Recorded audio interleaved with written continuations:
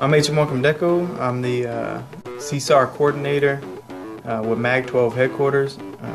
Also the Aeromedical Safety Corpsman coordinating all CSAR exercises that involve MAG-12. The CSAR, or Combat Search and Rescue exercise, is basically an opportunity to, in some cases, go into foreign countries where we can coordinate with joint services, get a multinational exercise in.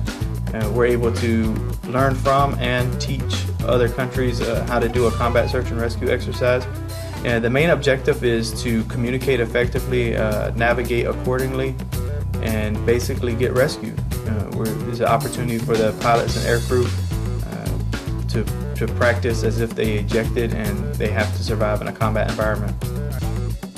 Upon ejection, they had to immediately start evading.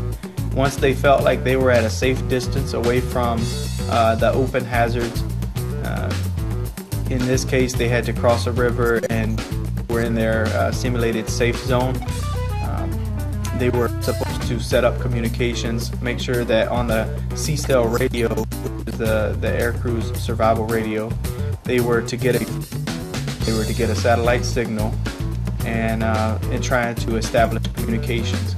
Once they got that satellite signal and established communication, they then followed directions from the Joint Services Rescue Center as to what their LZ coordinates or landing zone coordinates were.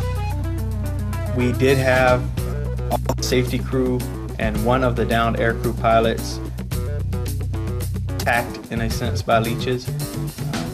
At one point we had an individual with up to 7 leech bites. Once we were trekking through the jungle for a bit, we wanted to stop for some water.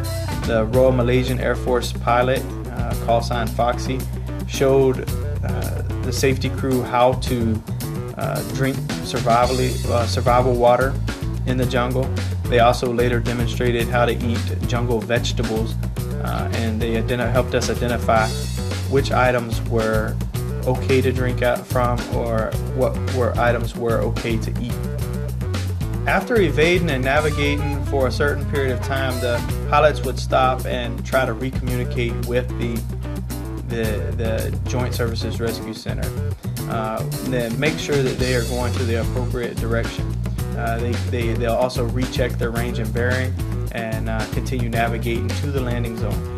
Once they arrive at the landing zone, they are to contact the Joint Services Rescue Center or contact the ResCap aircraft overhead, and that way they can identify the helo coming in, and they'll go through an identification process. A Royal Malaysian Air Force helicopter came in, landed. They had security come out and secure the aircraft. The downed aviators entered the aircraft to be successfully evacuated. The CSAR was successful because they were able to communicate effectively, they were able to navigate accordingly, and even more so, they did this in a multinational exercise. So you had communication barriers that they were able to work through and still effectively be rescued.